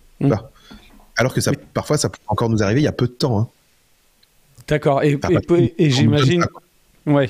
Et tout le monde, en plus, en étant au même endroit, tout le monde connaît les codes plus facilement. J'imagine quand quelqu'un arrive, au bout d'une semaine, même pas, plus personne te donne du 16:9 pour TikTok, je veux dire. Alors que tu peux tomber là-dessus si tu prends des prestataires, si tu prends des gens, qui connaissent peut-être. C'est que nous, l'avantage, ils sont tous experts de ça. C'est bien ça la spécificité. En fait, il faut prendre quelque chose en considération, c'est que on est sur une discipline qui est très récente. Le social media, c'est à moins de 15 ans. Et en moins de 15 ans, il faut quand même comprendre qu'on est passé de Facebook, Twitter, Instagram, Snapchat, TikTok. Déjà, tu fais juste les 5 là. Je t'ai même pas mis YouTube dedans, tu vois. Ouais, c'est chaud. Tu prends les 5 là, tu te dis, ouais, putain, l'évolution, c'est pas du tout les mêmes usages, ça fonctionne pas de la même manière, même les contenus sont différents. Et ça, d'un seul média, d'un même média. Et ça, en 10 ans. Donc en fait, t'as envie de dire, si t'es pas expert, franchement, mais tu changes de... Tu tous les 6 mois, nous, on considère que les usages y changent. Et c'est pour ça qu'on veut être expert de ça, parce qu'en fait, on veut être au cœur de tous les changements des plateformes, du changement des comportements des utilisateurs, tu vois. En ce moment, il y a un réseau qui perce énormément, qui s'appelle BeReal. Tu vois, encore aujourd'hui, alors, je vais dire même nous, c'est pour qu'on est plus intelligents que les autres, hein, mais on cherche encore à se dire, est-ce qu'on peut en faire quelque chose pour les marques ou pas ? Et vraiment qu'il y a un sens, pas juste d'utiliser une nouvelle plateforme pour faire un truc, tu vois. Il y a eu une folie à un moment Clubhouse. Je sais pas si tu te rappelles. Je me rappelle très bien, oui. Ah, mais Clubhouse, il y a un moment, donc réseau social, pour ceux qui ne connaissent pas, réseau social où franchement, c'était la radio libre des années 80. Tu lançais un channel. En plus. Ouais, voilà, l'idée est très bonne. Mais c'était tellement pour les happy few, enfin, résultat, il y a pas grand monde, il y a du monde, mais pas grand monde dessus. Mais c'était une mode. Et puis aujourd'hui, il y a Clubhouse existe toujours. Mais aujourd'hui, plus personne te parle de Clubhouse, quoi. Je veux dire, non, c'est vrai. Personne qui va dire, moi, je pense que c'est vraiment trop l'avenir, on va trop y aller. Non, parce qu'en fait, tu peux réussir à le faire potentiellement sur Twitter. Alors, je sais que Twitter avait les Spaces, je sais pas trop où ils en sont, mais en fait, tu te dis, oh, en fait, quitte à faire une émission, je la fais en vidéo en plus, hein, maintenant je te rajoute 2 caméras, oh, c'est pareil. Ben, c'est ça. Surtout, c'est facile de faire monter quelqu'un sur scène. Aujourd'hui, c'est tellement facile de produire en vidéo pour faire la même chose que tu pouvais produire en Clubhouse que je pense que voilà, ça n'a pas trouvé une partie 100% de son public. Ouais, Clubhouse, oui. Bah oui, tu vois, comment et Clubhouse, tout le monde le connaît. Hein. JPP, c'est l'enfer. C'était un peu l'élite de LinkedIn. T'as Max Q aussi qui connaissait et qui JPP se demande si ça existe encore et c'est très militant les spaces, les espaces. Ça fait longtemps que je suis pas allé sur Twitter, c'est pour ça. BeReal, oui, figure-toi que BeReal, moi j'ai découvert parce que des collègues plus jeunes au travail m'ont fait connaître. Et je me suis dit, à quel moment on va commencer à avoir des influenceurs BeReal ? Moi je vois pas encore comment trop, j'arrive pas, j'ai essayé de trouver des idées parce que je me dis pourquoi pas un nouveau réseau. Si tu veux essayer de développer un truc en tant que créateur, comme j'essaie là de le faire, il faut être au tout début des réseaux si tu veux. Là. J'ai pas encore trouvé. J'essaye, je continue. D'ailleurs, si tu es sur BeReal, ajoute-moi, hein, Lionel. Ouais, je suis dessus. En fait, je fais surtout des tests. Ouais. En gros, moi, je l'ai installé il y a bien 6 mois. Il y avait personne dessus. Donc, en fait, je trouvais ça nul. Et l'autre jour, au bureau, il y en a un qui dit, putain, mais vous faites chier, vous n'êtes pas sur BeReal, je partage avec qui et tout. Donc, du coup, j'en ai remis plein. Mais, j'ai pas trouvé le truc. J'ai pas craqué le truc pour me dire comment tu peux l'utiliser. Je pense que pour quelqu'un qui a déjà une communauté et qui à la rigueur veut réussir à faire un petit côté plus backstage. Tu vois ce que je veux dire ? OnlyFans gratos en fait. Il y a un côté sans filtre où t'as 2 minutes, hein, donc t'es au shot, tu te débrouilles pour faire un truc drôle au shot, quoi. Donc ça, je trouve que... C'est parce que tu regardes mes stories, c'est pas possible que tu dises ça. Je te connais surtout. Je pense que là, tu vois, tu peux réussir à apporter un petit truc en plus, et puis c'est vraiment des grands fans. Franchement, pour le reste, j'ai pas encore trouvé. Ça veut pas dire que ça n'existe pas, mais pour nous, c'est pas un réseau sur lequel on mise encore beaucoup parce qu'on n'a pas trouvé le truc. Je trouve qu'il y a une faiblesse et malheureusement, t'es obligé de le faire comme ça, ce réseau social, parce que j'ai un peu réfléchi. Il y a une faiblesse, c'est que tu peux poster en retard. Si tu retires ça, tu regardes la vraie authenticité, t'as sûrement moins de personnes parce que c'est chiant. Mais voilà, ça c'est mon avis personnel. Hein. Mais c'est nouveau, hein, parce que moi quand j'ai commencé, tu pouvais pas poster en retard. Hein. Ah oui. C'était pas ça, parce que moi j'ai vu, là, je l'ai installé semaine dernière. Mais en fait, j'ai vu que tu pouvais faire des later, des BeReal late, voilà. Avant, c'était pas du tout le cas. Hein. Avant, tu devais le faire dans ta période. Alors, par contre, la période était plus grande. Ouais. Déjà, au moment, tu n'avais pas 1 heure ou un truc comme ça. Mais tu pouvais pas refaire genre plus tard pour quand même les voir et tout. Et bien en même temps, c'est le seul moyen qu'ils ont pour faire de la rétention. Ouais. Parce que si ton réseau il a pas suffisamment pris et que les gens ils le font pas, ils ont vraiment perdu leur intérêt. Donc en fait, quand tu l'oublies 1, 2, 3 jours, en gros après tu oublies ton habitude, quoi. Puis tu dis c'est pas grave, je l'ai pas fait. Et puis c'est comme ça qu'un réseau, le trop exclusif, à un moment sur un réseau social casse cette croissance. C'est-à-dire qu'au début c'est hyper hype et tu dis je veux faire partie des premiers, ouais ok c'est trop cool, mais s'il n'y a pas assez de gens qui vont dessus, tu te fais chier en fait, parce que c'est toujours les 4 mêmes personnes qui te montrent entre guillemets je suis dans les transports en commun, je suis au travail, je suis sur les chiottes, je fais les courses. Bon, tes 4 potes tu les connais, tu vois, et en fait tu te dis et quoi de plus, quoi. Tu décris exactement mon feed BeReal, hein. Sans décrit. Non, mais Mais c'est normal, mais c'est le feed de tout le monde. Ouais. Parce que t'as pas le temps, tu dois le prendre à l'instant T. Donc en gros, c'est normal sur le feed. Et tu vois, Clubhouse, c'est ce qu'a tué Clubhouse. Parce que pour pouvoir être sur Clubhouse, déjà, il fallait être sur iPhone. Ouais. Et ensuite, Préempté, au début, il fallait avoir des invites. Attends, pour avoir des invites, il y a un moment, t'avais l'impression que t'étais la reine d'Angleterre quand t'avais une invite, quoi. Alors, ah putain, tu m'as invité sur Clubhouse, trop cool et tout. Et c'est un réseau où on écoute des gens parler, hein. Ouais. Ils sont sur Terre. Et donc, ils ont eu beaucoup de mal parce que il y a vraiment eu le moment où les gens attendaient trop longtemps. Le réseau a mis beaucoup plus de temps à se développer que prévu. Android est arrivé après. Et la hype est retombée. Et comme la hype retombe, bah, eux, ils continuent de vivre. Mais finalement, ça n'a pas l'engouement et l'ampleur que ça aurait dû avoir. Pour, à mon sens. Pour Biril. Ça n'engage que moi, hein. Oui, non, mais c'est intéressant et j'ai l'impression, je partage assez. J'ai jamais été sur Clubhouse. Je connais des gens qui y étaient, qui m'en parlaient. Ça m'a jamais trop. Il y avait un côté élite justement et le côté préemption. Ça me gênait un peu. Voilà, il y avait un peu un côté je suis meilleur que toi ou tu mérites pas. Bon, ça c'est mon point de vue. Sur Biril, Spaceman qui me dit que j'ai zappé en racontant mes débuts, qu'au début je comprenais pas. Bah oui, au début je comprenais pas parce que j'avais pas d'amis qui l'utilisaient. Donc quand t'es tout seul comme un con sur Biril, bah t'es tout seul. Donc tu te prends tes photos, t'as l'impression de regarder ta galerie de photos de téléphone. Pour Spaceman, Biril pour l'instant c'est un truc d'ami à ami, un peu un Snapchat sans la partie de droite. Effectivement, c'est vraiment ami à ami quoi. Ouais, mais je crois qu'il y a une ouverture justement où maintenant quand tu fais un Biril, tu peux l'ouvrir en public, en Discovery. Ouais, en public. Ouais. Ouais. Je fais tout en Discovery moi. Ouais, toi tu veux des abonnés, toi tu bouffes. Écoute, j'essaye. Je t'ai dit que j'essayais de développer une activité annexe à mon travail. Et ben voilà, on essaye. Non, mais en plus, je trouve que le principe est cool. Par contre, voilà, je mets pas que des trucs trop perso parce que ma vie perso, ça je mets pas. Mes enfants de dos et encore une touffe de cheveux, ça m'arrive, mais jamais on pourra les reconnaître. Et voilà quoi. Après, moi et mes chiottes, c'est pas perso, tu vois. Enfin voilà, c'est une. Par contre aussi, Spaceman dit que Biril est très utilisé sur TikTok, tu sais, sur les trends et en compilation de photos. Ouais, non mais. En fait, je dis pas que c'est pas utilisé. Moi, ce que je disais bien, c'est aujourd'hui, je n'ai pas trouvé comment avoir un usage de Biril pour une marque. C'est ça, en fait, que bien sûr. Je dis. Par contre, mais même pour un influenceur, hein, je trouve. Ouais, pour un influenceur. Ah si, l'influenceur, si, c'est plus facile. Si, il peut quand même raconter ses trucs et tout, il peut bien se démerder. Lui, il peut. Moi, c'est vraiment pour une marque, parce qu'en fait, le principe de Biril, c'est de te voir toi et de voir où t'es. Donc, il y a une problématique d'incarnation de marque. Et aujourd'hui, c'est de la plus grosse difficulté, c'est que les marques, c'est très compliqué de les incarner, d'avoir quelqu'un qui représente cette marque-là. Toi, ça peut pas être un influenceur, ça peut pas forcément être un collaborateur, mais en même temps, une marque, elle est multifacette. Donc en fait, est-ce que c'est qu'une seule personne ? C'est très compliqué, l'incarnation de marque.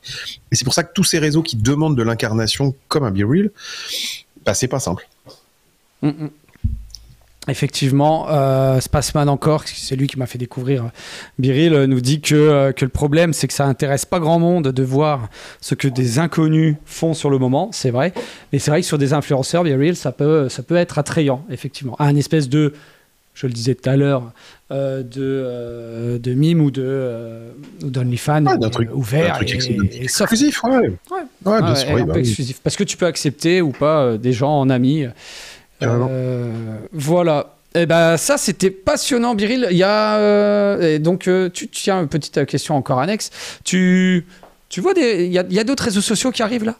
Là on va dire c'est TikTok. Là on est dans l'ère TikTok. Ouais, là on est dans une ère TikTok où depuis 2 ans c'est le réseau qui a vraiment changé la donne parce que la production de contenu a changé, la qualité dans la production de contenu a changé. Les formats ont changé, le mode de fonctionnement même des réseaux ont changé avec TikTok. TikTok, tu t'en fous d'avoir des amis, puisqu'en fait, tu peux suivre du contenu sans amis. Donc déjà, la notion même de réseau social, déjà, elle n'a pas beaucoup de sens sur TikTok, parce qu'en fait, tu peux y aller et avoir aucun pote. Donc ouais, TikTok a quand même changé le game. Après, je te dirais... C'est trop difficile de trouver un réseau comme TikTok qui change tout. Aujourd'hui, je vois pas lequel a cette puissance-là encore. À l'heure actuelle. Mais par contre, des réseaux, il y en a plein. Regarde, t'es sur Twitch. En fait, si moi je demande à ma mère c'est quoi Twitch, elle va te dire que c'est une console de jeu, tu vois. Oui, c'est vrai. Mais par contre, ben ouais, mais c'est indispensable sur des univers de gamers et plus que de gamers non plus. Donc en fait, c'est plutôt ça, tu vois. Il y a plein de gens qui se disent ah, Pinterest c'est mort. Pinterest ça cartonne parce que c'est sur une cible très précise et souvent on l'oublie en se disant oh bon, il y a du monde là-bas. Bah ouais, il y a du monde. Donc je trouve qu'aujourd'hui c'est très difficile de chercher le réseau social majeur qui du coup touche tout le monde. Et ça va être de plus en plus difficile. Par contre, il y a plein de petits réseaux qui se montent. Mais moi, j'utilise toujours cette image-là. Pour moi, c'est l'histoire du bar branché. En fait, un réseau social est remplacé par un autre réseau social, comme un bar branché dans une ville. En fait, les jeunes veulent pas aller sur les réseaux avec leurs plus vieux. Donc en fait, il y a un moment quand il y a trop de vieux sur un réseau, ils veulent sur un réseau où il y a plus de jeunes. C'est pareil que dans un bar. Quand tu vas dans un bar et que tu as 18-20 ans, en fait, tu peux faire ce que tu veux. Si tu continues à aller dans ce bar jusqu'à tes 20 et tes 30 ans, en fait, les 18-20 ans, tu vas voir qu'ils vont plus dans ton bar. Parce qu'en fait, ils se disent, il y a que des vieux ici, quoi. Donc, c'est l'histoire du bar branché. Donc aujourd'hui, le bar branché, c'est TikTok. Il va encore rester un petit peu de temps. Il y a eu un moment, c'était Snapchat. Snapchat est toujours un bar branché d'ailleurs, hein. Mais il est très branché sur les très jeunes. Mais c'est pour ça que, par exemple, toi, tu es peut-être plus, moi non plus. Non. Et par contre, les jeunes sont ultra connectés sur Snapchat. C'est une plateforme, on imagine morte, pas du tout.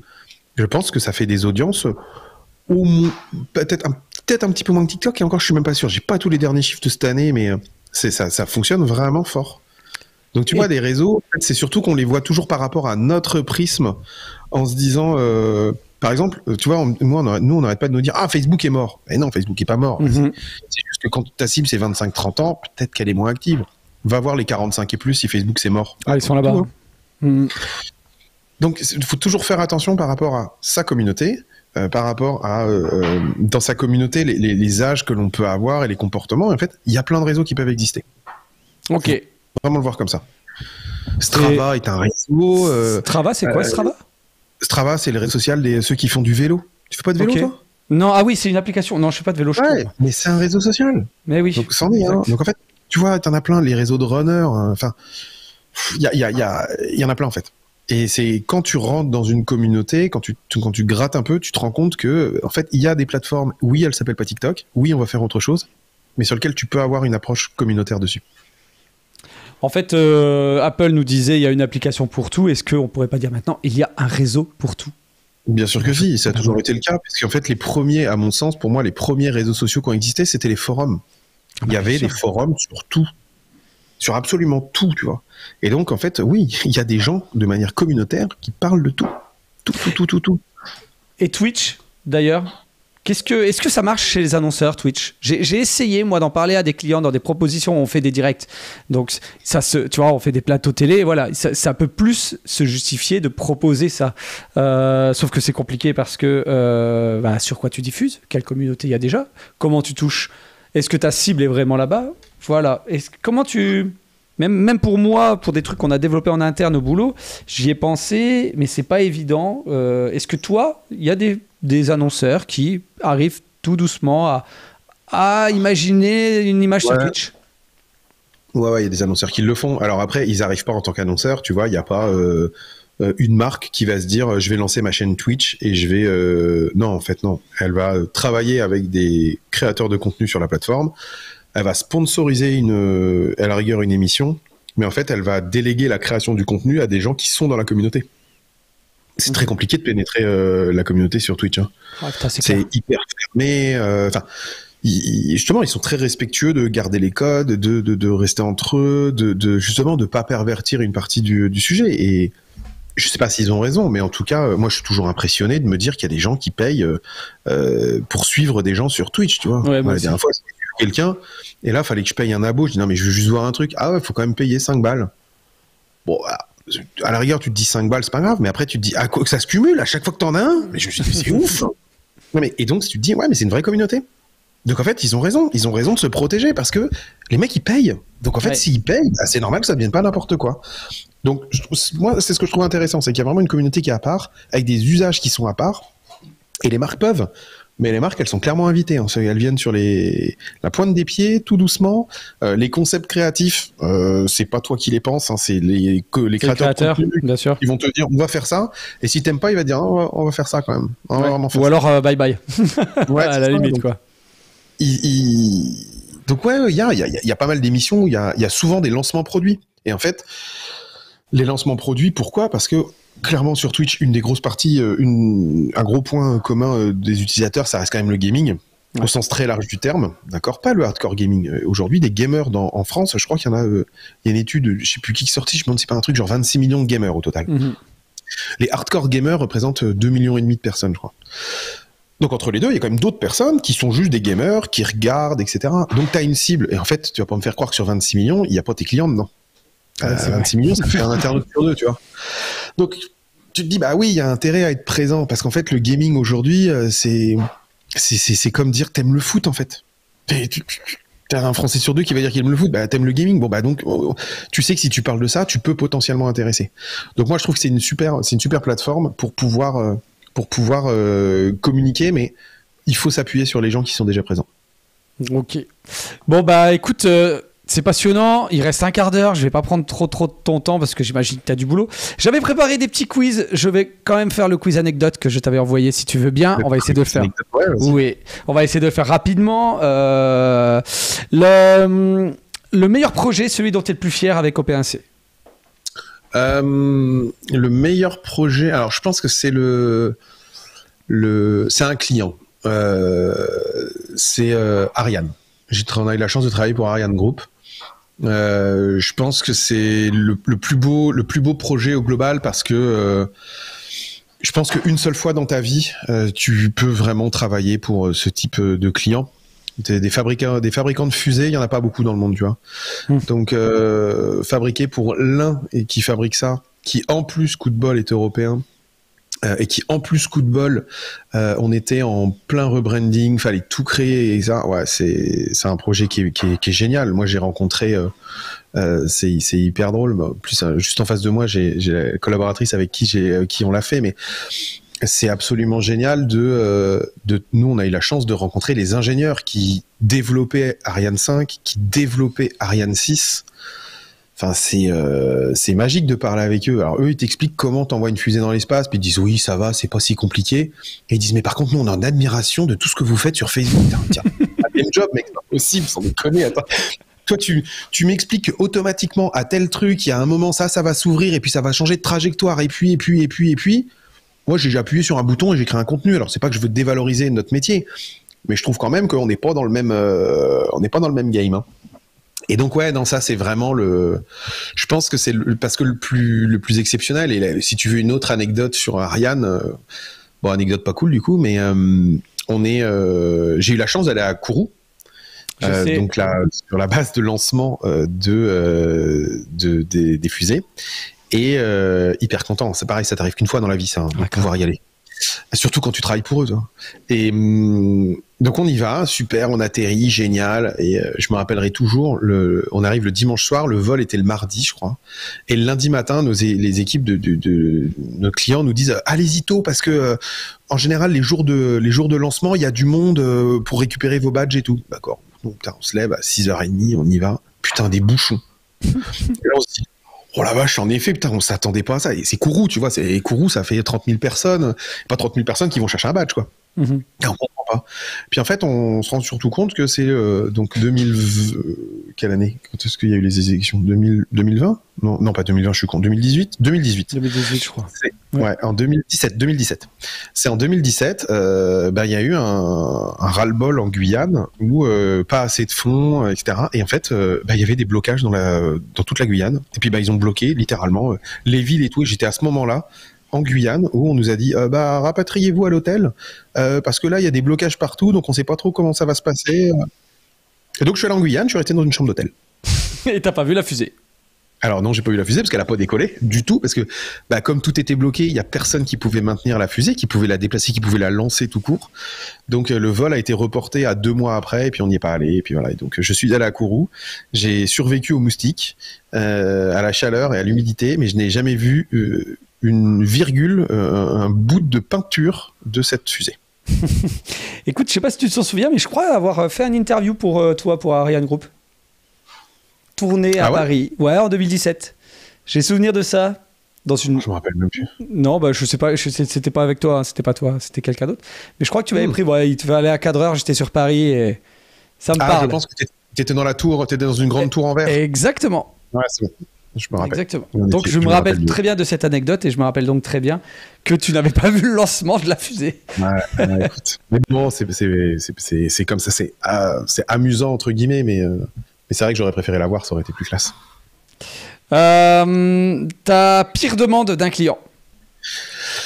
Je voudrais quelque chose pour faire le buzz. Oh purée, le buzz, on n'a pas le droit, ça, c'est interdit le mot le buzz. Il faut que ça buzz. Donc ouais, c'est la pire. En fait, tu te dis mais ça ne veut rien dire. Bah crée-moi du contenu qui buzz. Voilà. Oh merde. Donc il y en a encore qui dit ça. Ouais. Oh, de moins en moins, mais ouais, il y en a encore un petit peu. Alors après, nous on a de la chance, nos clients sont quand même assez matures maintenant sur le sujet, donc ils nous le demandent plus. C'est plutôt souvent sur des gens qui ne s'y connaissent pas beaucoup en communication, en social media. Et donc, ils viennent... en fait, ils utilisent le mot buzz parce que c'est le mot qu'ils ont entendu, mais en fait, très vite, tu te rends compte que c'est pas faire le buzz qu'ils veulent, c'est qu'on parle d'eux. Et c'est juste qu'ils ont un mauvais usage du terme, sauf que nous, en interne, quand on arrive et quand un brief dit faut que ça buzz, t'as tout le monde qui rigole et qui dit ah non, c'est bon, faut que ça buzz, là, on arrête les conneries. Hein. Donc ça, c'est les pires demandes. Ça, parce que du coup tu ne peux pas, parce que pour que ça buzz en fait c'est pas toi, hein, faut que ça parte, il faut que le produit ça bon. Alors oui, nous notre métier c'est de trouver la bonne idée, de trouver le truc qui va faire que ça va partir, mais il y a un moment t'es dépendant des autres en fait, t'es dépendant de communauté, t'es dépendant de viralité, t'es dépendant de plateforme, t'es dépendant de plein de choses. Parce que si tu veux que ça buzz en payant, bah, ça s'appelle juste de la pub. Oui, effectivement, dit comme ça. Mais moi, il y a encore 5-6 ans, j'ai souvenir de clients, potentiels clients, qui me disent oui, je veux un truc qui buzz. Je veux que ça buzz. Je veux que ça buzz, c'était une vraie phrase que tu avais en premier rendez-vous client. Et souvent, c'est délicat de leur faire comprendre. Bon, c'est vrai que c'est de moins en moins maintenant. Dire je veux toucher tant de personnes, je veux tant de vues. Dans les objectifs, créer le buzz. Oh. T'as envie de dire, ouais. Après, l'avantage, c'est que ils précisent pas bad buzz ou good buzz. Donc tu peux leur faire un bon vieux bad buzz, c'est des les gars, j'ai rappelé les objectifs, hein. Ouais, c'est sûr. J'ai jamais osé leur proposer, par contre. Ah purée. Bah non, tu peux pas. Et la pire demande d'un non-client, c'est-à-dire d'un mec que tu as rencontré et en fait ça s'est pas fait. Si t'en as un truc, tu te dis attends, déjà c'est chelou et en plus c'est pas possible et donc on le fait pas. Et alors, pas avec. La pire demande d'un non-client, on doit remonter à 2015, 2016. Alors faut pas que je me trompe parce qu'à chaque fois j'ai toujours le problème. Quand il y a eu la loi pour le mariage pour tous là. Pour tous, ouais. Ouais. Il y avait les anti-mariage pour tous. Ah oui. Donc les familles de France et autres qui étaient contre, etc. Et qui sont venus nous voir pour nous dire il faut absolument qu'on communique pour dire que faut vraiment pas que ce truc-là il passe. Ah t'as eu ça comme demande toi? C'était quoi? C'était la manif pour tous? Ouais. Oh purée. Et donc là j'ai fait non en fait non pas trop, et l'argument qu'on m'a dit c'était non mais on a vraiment de l'argent. J'ai dit oui non mais c'est pas un problème, c'est pas un problème d'argent en fait à ce niveau-là là. Donc, on a vraiment de l'argent, c'est magique. Ouais, en fait, c'est passé par une autre agence ou par quoi, mais en fait je lui dis non en fait non en fait je peux pas, moi ça va pas être possible. Et là du coup c'est un non, mais c'est la demande la plus ah bah tu m'étonnes. Qui m'a le plus surpris, et c'est à ce moment-là où même nous on assume en interne de dire non, il y a des clients chez qui on ne va pas et des sujets sur lesquels on ne va pas, parce que qu'est-ce que tu veux motiver en interne sur ces sujets-là, tu vois, tu te dis ouais c'est pas possible, en fait il y a personne qui va te dire ah mais trop, je suis hyper chaud moi de travailler dessus. Ah non en fait non. Donc ça c'est le plus c'était le plus chelou des noms. Ouais, je comprends bien. Je pense que l'autre, mais c'est celui qui m'a le plus marqué. Ah bah celui-là, oui, celui-là, on s'en souvient, c'est sûr. Est-ce que, justement... merde, j'ai oublié ce que je voulais dire. Il y a Spaceman qui dit, ah oui, même niveau que la boîte de prod de la vidéo de campagne de Zemmour, qui avait fait un tollé qu'ils avaient retiré avec des images de droit non libres. Enfin bref, ça c'était un autre sujet, mais... Ouais, ça c'est pareil, c'est des no. Nous, il y a quelqu'un qui vient avec ça, c'est un no-go, c'est genre non. Non, allez voir d'autres personnes. Ça y est, j'ai retrouvé ce que je voulais te poser comme question. Vous avez un ton un peu drôle chez OP1C? Bon. Je sais pas s'il est drôle, mais on a un ton en tout cas. Si, voilà. Alors déjà, c'est bien d'avoir un ton. Non, mais tu vois, par exemple, tout à l'heure, là, pendant que tu parlais d'Ariane Group, je suis allé un peu. Je montrais un peu justement votre page sur votre site. Parce qu'on peut montrer votre site d'Ariane Group. Donc ça, c'est des visuels, j'imagine que vous avez fait. Et à la fin, j'ai lu. Alors, qu'est-ce que vous avez fait de la stratégie de contenu, charte graphique, tac, tac, tac, activation. Et en dessous, vous avez mis et raisonner chaque jour les platistes.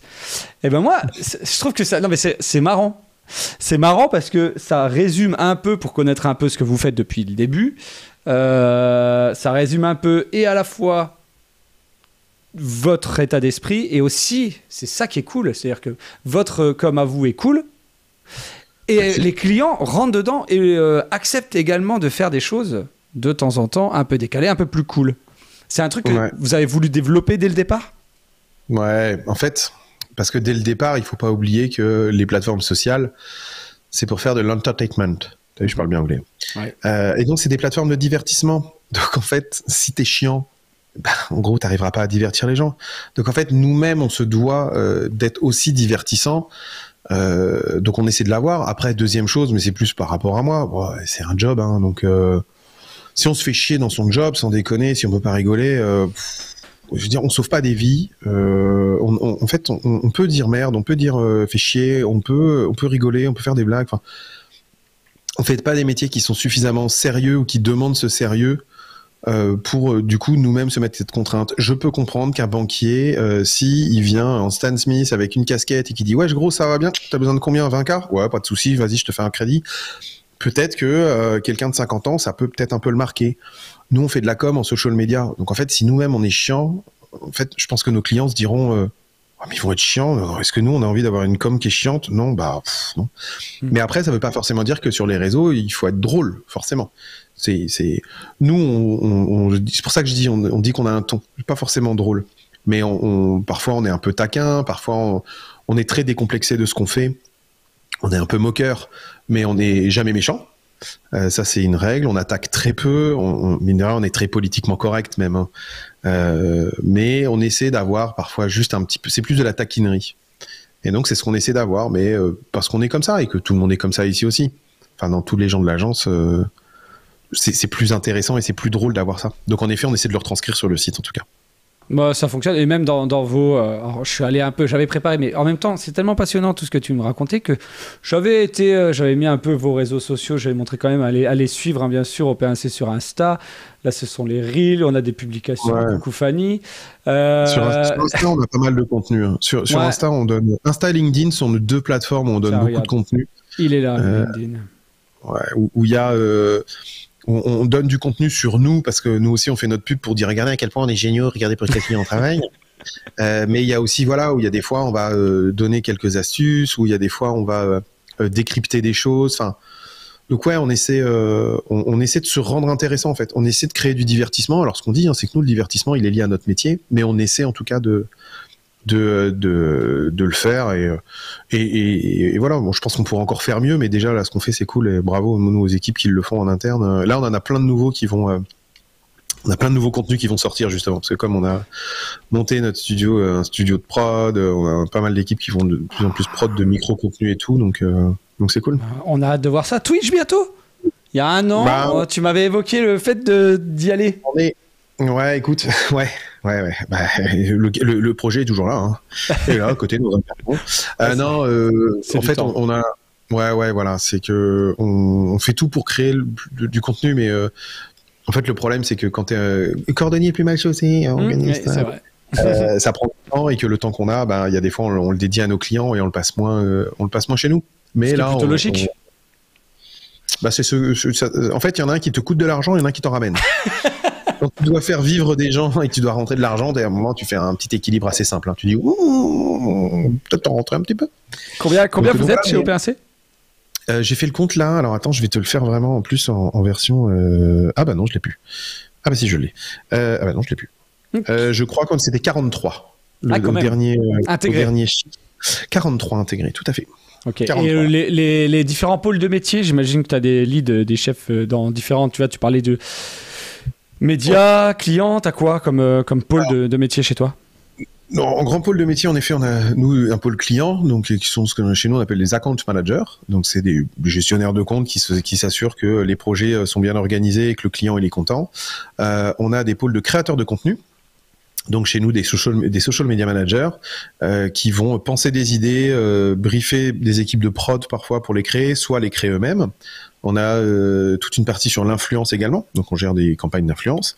On a des directeurs artistiques, donc qui vont penser des campagnes, mais qui vont aussi parfois les produire ou continuer à accompagner nos clients sur l'image qu'ils doivent avoir sur les réseaux. On a les concepteurs rédacteurs, donc ils vont penser des concepts avec les DA. On a des gens, des traffic managers, donc traffic managers qui vont acheter de la publicité, qui s'occupent de lancer des campagnes publicitaires. Et après, on a des fonctions support sur des métiers de contrôle de gestion, de gestion de l'agence au global. Directeur image qui s'occupe de définir les ambiances d'image de nos clients. Enfin, ouais, c'est des métiers qui sont très... c'est un mix entre des métiers très tradis de la pub. On a des planeurs donc planeurs stratégiques, et des métiers très spécifiques du digital et du social media avec des créateurs de contenu, influence manager et social media manager. Donc, on est un petit peu entre les deux, mais ça reste des métiers très traditionnels, si ce n'est qu'ils ont l'expertise en social media. C'est des devs aussi? Plus maintenant. Ah, c'est vrai, à une époque, il y en avait, vous faisiez développer des petits trucs pour vos clients. On a fait beaucoup de développement dans les années 2010 à 2014, puisque c'était la grande époque sur Facebook pour les anciens qui sont encore là, où on faisait ce qu'on appelait des fangates, où pour pouvoir suivre une page, il fallait que tu passes d'abord par une page pour dire j'aime la page, pour pouvoir voir le contenu de la page. Puis après, on a fait plein d'applications de jeux dans lesquelles on jouait dans Facebook. On se rappelle de cette époque-là, putain, un monde. Et puis après, quand Facebook a arrêté ça, on a un peu calmé le jeu sur, enfin, ce mauvais jeu de mots, on a calmé un peu nos ambitions sur les parties de développement technique. Et puis, on avait, jusqu'à son début d'année, on avait encore des équipes techniques en interne, et aujourd'hui, on les a arrêtées parce qu'il a décidé de vivre sur d'autres horizons. Et puis, nous, on considère que aujourd'hui, c'est pas une priorité de développement pour remettre ça au goût du jour. Peut-être que ça le redeviendra. Cela dit, on a, je pense, jamais eu autant de projets techniques depuis que Simon est parti. Donc, Simon, si tu nous entends, parti, aurait pu rester. Non, je rigole, c'est très bien. Manu qui vient d'arriver, juste qui te dit que tu es... Ah non, attends, c'est Lionel, tu es le conseiller d'orientation que tout le monde aurait aimé avoir. Merci. Écoute, moi, je pars d'un principe, c'est on fait des métiers qui sont pas simples en agence de communication. Il y a une très mauvaise image depuis 2 ans. Il y a une très mauvaise image sur la communication également. Les jeunes veulent pas venir dedans parce qu'ils ont l'image de genre on fait 80 heures semaine, tout le monde nous crie dessus et tout. C'est des métiers qui sont passionnants, mais personne les défend. Et qu'en fait, moi, je pars du principe que si nous-mêmes, on n'est pas ambassadeurs de notre propre passion et de nos propres métiers, franchement, dans 10 ans, il y aura personne et puis on va galérer à recruter des gens. Et donc, j'essaie de passer un max de temps, même à donner des cours en université ou à l'école. Ce que je dis toujours, nous, d'accueillir des stagiaires pour leur faire découvrir des métiers. Et puis, au pire, ils aiment pas, mais au moins, ils ont essayé. Plutôt que de tout de suite juger. Donc j'essaie d'être un bon comité, pardon, merde, j'ai plus le terme, c'était... Conseiller d'orientation. Je confondais avec le CPE. Oh non, c'est pas CPE. On va bientôt terminer, je suis obligé. Il va falloir que je retourne travailler, j'imagine que toi aussi, il est déjà 14h passé. Juste... J'avais pas prévu de rendez-vous à 14h pile, j'avais prévu mon coup. Toi, tant mieux. Ouais, mais t'es passionnant, qu'est-ce que tu veux que je te dise? Juste pour vous dire que Manu H.O.Z qui vient d'arriver est le prochain invité On parle la bouche pleine, il est directeur technique chez Canal+. Je sais pas s'il fallait que je le dise, que c'était sûr que c'était toi, mais en tout cas, ce sera lui le 21 avril, normalement, si tout va bien. Lionel, pour terminer, parce que j'ai envie de terminer, je voulais te demander un conseil rapide pour un jeune qui veut se lancer dans le media management. Le social media management. Oui. Et alors, attends, je te laisse aussi, tu vas répondre à ça. Ouais, et aussi... Non, vas-y, après je te poserai la dernière requête. Ouais, ça roule. La première chose, c'est, en fait, ça reste des métiers de communication. Donc, il faut aimer la communication. C'est-à-dire qu'il ne faut pas aimer les réseaux sociaux. C'est le premier point. C'est souvent, on se dit, j'adore TikTok, donc du coup, je vais faire ce métier. Non, est-ce que tu aimes la communication? Parce qu'en fait, derrière, on le fait pour des marques. Et les marques, elles ont des enjeux de communication. Elles font pas juste, on fait du LOL sur TikTok. Donc, le premier point, c'est d'aimer la communication. Et ensuite, en effet, d'aimer les réseaux. Mais pas juste d'aimer les réseaux. Après, Bah, quand on aime quelque chose, franchement, bah, on le fait avec beaucoup plus de plaisir. Et qu'aujourd'hui, malheureusement, il y a trop de jeunes qui vont dans la communication, mais qui n'aiment pas forcément ça. Et c'est dommage. Parce que, bah, en fait, c'est un métier comme pour tous. Hein, il y a des trucs qui sont bien, des trucs qui sont moins bien. Mais il faut aimer ce qu'on fait parce que sinon, on le fera pas bien. Ça, c'est vraiment aimer la com. Je peux pas dire l'inverse, je bosse aussi dans la com, donc du coup, je suis plutôt d'accord avec ce que tu viens de dire. Maintenant, j'ai une dernière demande. Je te demande, face caméra, d'inviter quelqu'un à venir dans On parle la bouche pleine. Tu peux dire pourquoi ? Ouais, je t'avais pas dit ça, sinon c'est trop facile. Sachant quand j'envoie la vidéo dans la foulée. Enfin, dans la foulée. Ouais. Si c'est quelqu'un que je connais pas. Idéalement, quelqu'un que je connais pas, c'est quelqu'un que je connais qui est plus facilement abordable, c'est bon. Si t'en as pas, c'est pas grave. Mais en tout cas, voilà, j'aimerais bien un métier. Ça peut être ce que tu veux. Alors, autour de la com ou pas d'ailleurs, parce que je me suis dit qu'un prof des écoles, là, ça peut être pas mal en ce moment. J'ai quelqu'un qui est pas dans la com. Ok. Mais écoute, je peux te trouver quelqu'un dans la com. Mais je peux demander. J'ai un pote qui est luthier, qui fabrique des guitares. J'en ai un aussi. C'est trop facile à avoir. Non, fais ton pote dans luthier. Tu veux dans la com? Attends, trouver dans la com. Elle va te trouver. Tu connais Tom Ferry? Ouais, Jean-Pierre Pernoub qui fait que de dire que je l'invite pas. Il veut dire moi aussi j'ai un pote dans la com. Tu es moi. Il va venir, il le sait. Mais un métier un peu parce qu'il est alors pour info, JPP est concepteur-rédacteur. Ouais. Ah, c'est la ref au site, pardon. Ah oui, j'ai un pote dans la com. Oh là là. Ah oui, bien sûr. Non, mais invite ton pote luthier, j'enverrai la vidéo. Vas-y, je te laisse face caméra, t'y vas. Mais je vais trouver, sinon je vais trouver. Mais vas-y, je le fais sinon. Donc tu veux que je l'invite? Je veux que tu l'invites et tu dises pourquoi il faut venir parler de son métier passionnant ici. Bon, Franck, du coup, moi, tu sais que j'adore ce que tu fais. Je pense qu'il faut absolument que les gens connaissent et ton métier et ton parcours, parce que déjà, tu fais des grades canon, et que je pense qu'il y a plein de gens qui pourraient découvrir que faire une grade chez un luthier, ça vaut pas forcément plus cher que d'aller chez Fender ou chez Gibson. Voilà. C'est très simple, efficace. Bah parfait. Et écoute, tu m'enverras le petit.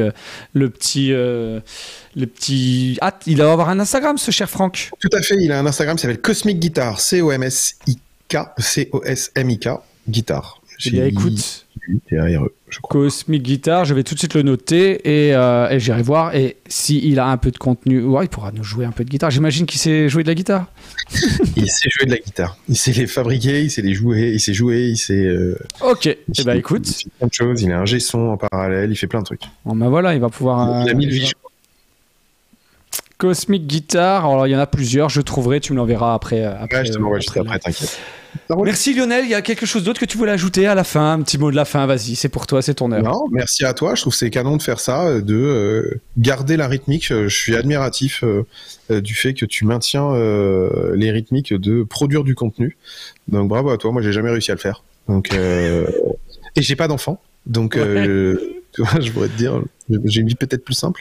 Donc non, c'est canon, bravo à toi, je trouve, de faire ça, c'est marrant. Et puis c'est amusant à faire, je trouve que de parler à d'autres personnes et de parler ce qu'on fait. Bon. Après, ceux qui veulent écouter, ils écoutent, c'est les autres qui se barrent. Je te coupe, c'est l'heure du biril.